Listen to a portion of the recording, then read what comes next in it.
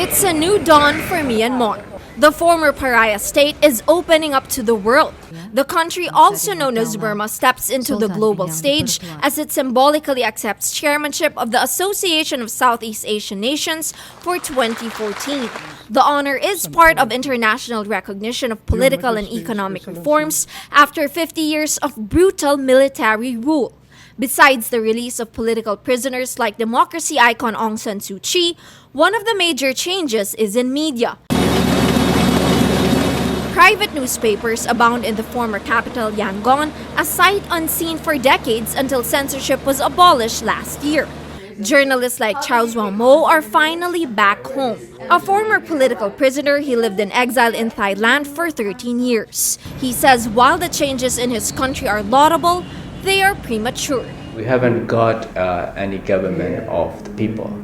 The government is not for the people, not of the people, So this government is just comprised of the former military generals. They just change their costumes.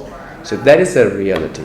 Journalists say the former generals are still stuck in their old mindset. Media groups rally against a flurry of bills regulating print and broadcast outlets. The bills require news organizations to apply for licenses and impose heavy penalties for violating vague rules.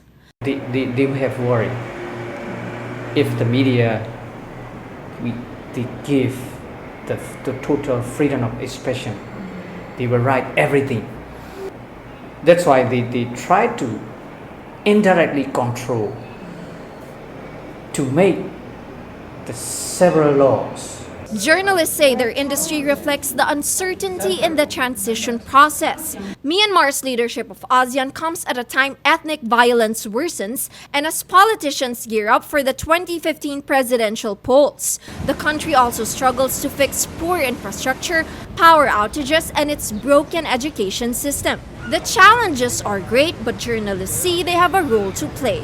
We have been seeing a lot of mismanagement, and not only the government but also in the other organizations and associations, and we have to be critical of our own people and their behavior and attitude and their mentality as well. The future isn't clear, but Chow Zwang Mo and his fellow journalists are committed to ensure their country will no longer return to its dark past.